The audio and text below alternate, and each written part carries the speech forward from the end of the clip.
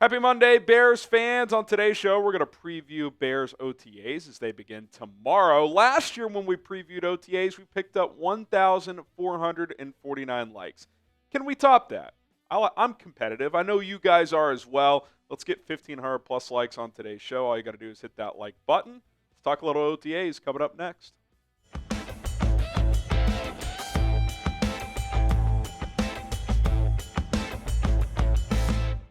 I'm Harrison Graham. So what we're going to do today is I'm going to dive into just like 5 things I would like to hear during OTAs this year when it comes to the Chicago Bears. And then the same as what we did last year, take a look at my 10 players that I'm most eager to watch and hear about over the next few weeks at OTAs. Now, here is the upcoming schedule for the Bears.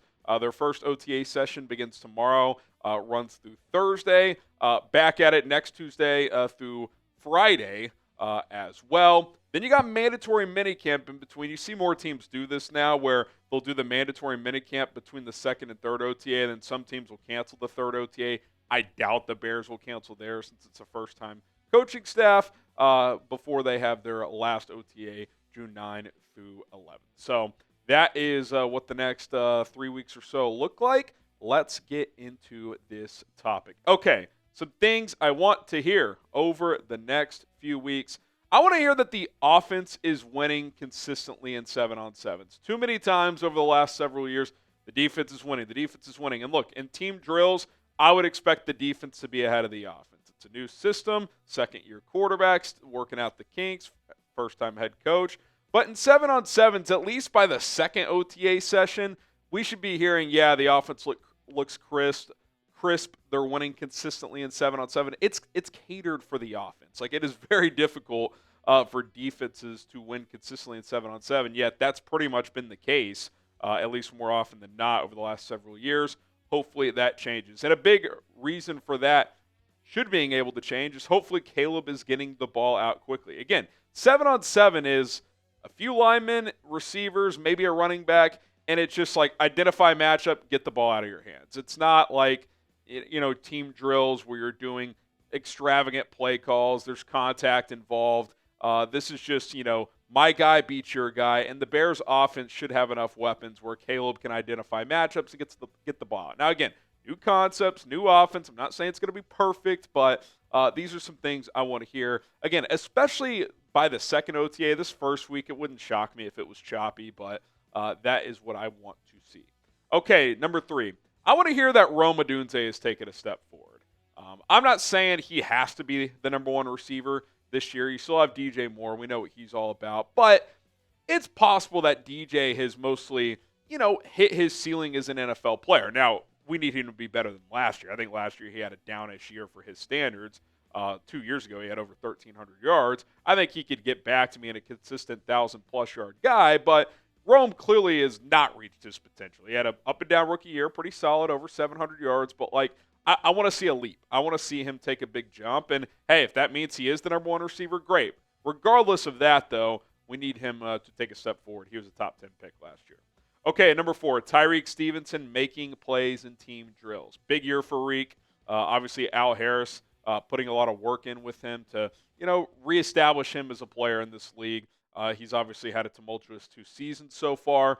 Up and down rookie year that I thought he finished really strong. Thought he started pretty well last year, and his season just unraveled after the Commanders game, just like the whole team's did. So want to hear that he looks good. He's making plays in team drills. And then lastly, you always want to hear flashes from the rookies. What is Luther Burden doing out there? Obviously, trenches play, there's only so much to evaluate. No Colston Loveland. He's still rehabbing that shoulder. But, does Ozzie Trapillo look the part at least? Again, there's, Montez Sweat can't bull rush him. But you get the point. Like, is Kyle Monangai making plays out of the backfield? So those are some things I want to hear when it comes to OTAs on the field. And then, obviously, this is a huge story, and I'll probably do a full video on this to go out tomorrow morning or maybe tonight. We'll see. How does Caleb Williams handle the Seth Wickersham report?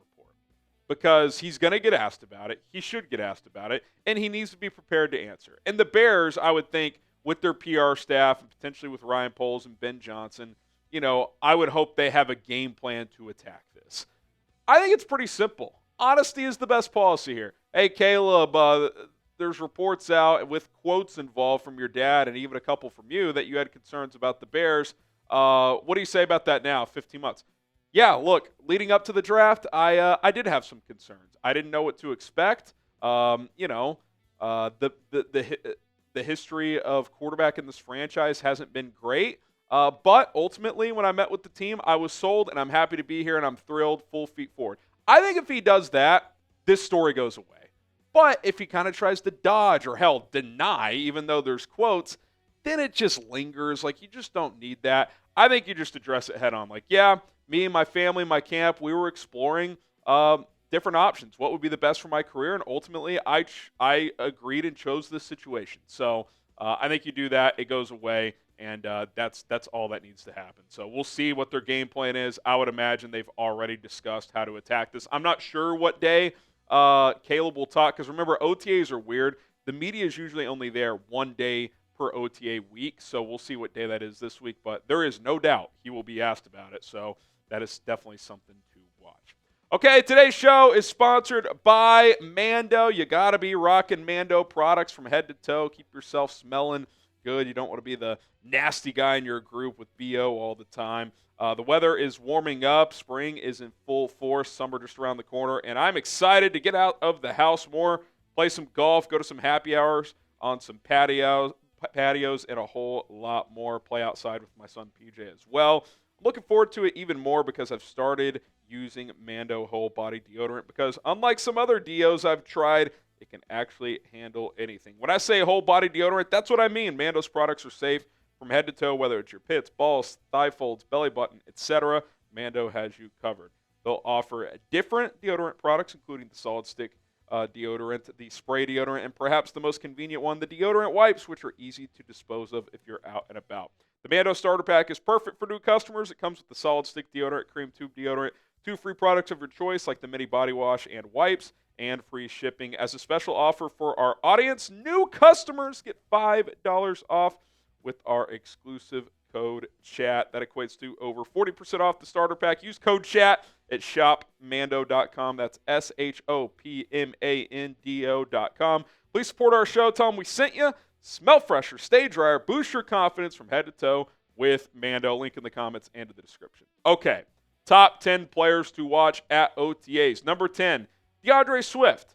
Listen, as of now, unless there's a major shift, he is RB1 on this football team. He had a productive first season in Chicago, not an efficient one, 3.8 yards per carry, hit some home runs, had some stinkers. It was up and down, no question about it. Showed what he can do as a receiving back. I think you'll even see more of that. Obviously, he's been with Ben Johnson before. I'm curious to see how they start deploying him early, how they kind of give him some touches early on in this process. Again, no contact, but doesn't mean you can't kind of get an idea of what their plans are for this guy. Number 9, DJ Moore. Yeah, we know who DJ is as a player for the most part. But, I still think it's an important few months coming up, important season ahead for him. There was moments last year where it seemed like maybe the attitude wasn't the best and maybe the effort at time waned when he got frustrated. But we know who he is as a player and as a playmaker. This offense should be suited for him. If the buy-in is there, he should be really, really good. Okay, Tremaine Edmonds at number 8. I think it's a huge year for him. I think if you put which players for the Bears, like how big of a year is it, like who ranks highest on that list, Edmonds would be near the top. The way his contract is, the Bears can get out of it next year pretty easily. If he does not take a step forward, I think he's a pretty easy cut candidate or maybe trade candidate for a team who needs a linebacker. So curious to see if we hear some positive things, if he's a better fit in this Dennis Allen system, and that really starts to ramp up this week. How about Jaquan Brisker? He's out there. He's been participating in the offseason program up to this point. Now, things won't really ramp up for Brisker until the contact happens, when the pads go on in training camp. Like, he's not going to at risk to suffer a concussion in OTAs, at least you wouldn't think. So there's only so much you'll be able to gauge. But team drills, there will be coverage opportunities, obviously. So definitely eager to see and to hear about how he looks because he hasn't played football in a long time. He missed the final 12 games last year. So this will be a kind of another test for him to pass.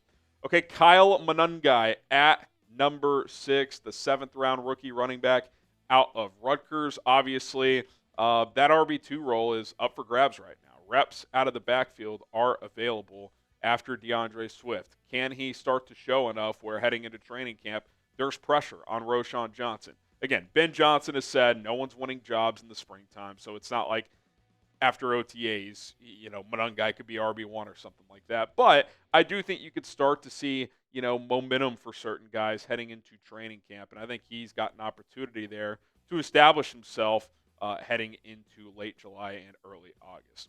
Subscribe to the channel. We got Bears content every single day, including OTA updates when they come in. Again, media is not there every day, so some coverage will be limited, but we will get you everything that we hear as quick as we can. Hit that subscribe button, turn on notifications, and got you covered. Don't worry about it. All right, top 5 here. Cole Kmet. Cole Kmet is entering a pretty pivotal year, I would say. They took Colston Loveland in the first round, but he's not going to be available until training camp. So I do think it's a good opportunity where, again, roles and jobs aren't being won here, but he can kind of remind himself, his teammates, the coach, the fan base, I do still exist. I am on this team. Just because I was underutilized last year with Shane Waldron doesn't mean I can't be a big-time player for this offense. So I think an opportunity for him to kind of reestablish himself a little bit. Number 4, Luther Burden, the third, the receiver out of Missouri. Listen, I think this offense fits his skill set, getting yards after the catch. It would not shock me at all if we came out of OTAs keep an eye on Burden. He might have a bigger role than we think early on. Now, a lot of competition there. DJ and Rome are ahead of him. Zacchaeus is in the mix as well, so nothing's guaranteed. But and keep an eye on him as a punt returner, too. I wouldn't shock me if he got some looks there. Tyrique Stevenson at number 3, pivotal year for him, and I think pivotal few months leading up to the regular season to improve his craft, to get back on track, to get the mentals where they need to be. I think Al Harris is a perfect coach for him to come in here and really push him hard and see how he responds. So a good opportunity to go up against some talented receivers over the next few weeks and hold his own. Like Rome Odunze. I got him at number 2. Your first-round picks from last year are my top 2 guys here. Obviously, Rome kind of gets forgotten because Caleb Williams exists and DJ Moore's on this roster, and they just drafted Luther Burden. Rome Odunze was the number 9 pick. You take a receiver in the top 10, you're expecting him to become a number 1 at some point. Now, this is a unique situation. DJ Moore is currently this team's number 1. You don't need Rome to become that this year, but you need him to become a more established, consistent player this year. He needs to be pushing for 1,000 yards, if not surpassing that number. So we'll see if that happens, obviously, down the road, but it starts this week building that chemistry with Caleb in this offense. I thought that started to grow as the season went on last year, but in a new scheme to see that take the next step. And then, obviously, it is his quarterback, Caleb Williams. All eyes are on this guy. On the field, off the field, the pressure is high for him to take a major step this year. He did some good things last year. He did some not-so-good things last year. It was kind of a typical QB rookie season that you see. Not many people have C.J. Stroud, Jaden Daniels, Justin Herbert type of rookie years. I thought throughout the history of the league, rookies that start, I thought Caleb was above average, but obviously a guy like Jaden Daniels outperformed him pretty significantly last year. So it's really critical for him to just start to process the information that Ben Johnson is throwing at him. New schemes, things at the line of scrimmage, the cadence, hard counts, all that stuff. It's all about the fundamentals, the details, not only pre-snap but post-snap. So excited, eager, anxious to see what we're hearing, what we're seeing from Caleb Williams in this offseason, in this offense. And Ben Johnson said it himself on Cowherd.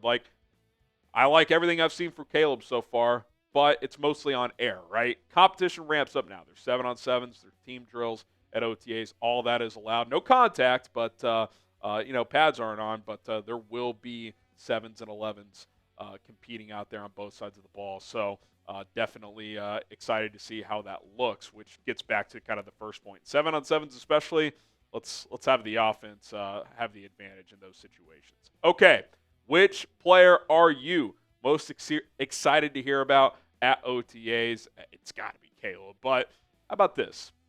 type Caleb, but also who's second? Who would you put after that? Is it Rome? Is it Luther? I didn't put trenches players because there's just not much contact, but obviously you're keeping an eye, especially at that left tackle situation. But let me know down in the comments below. My name is Harrison Graham. We will be live this afternoon. Might go live a little earlier, maybe 3:30 or so. So turn on those notifications so you get notified on your device when we do go live. And we'll see you then. Bear down.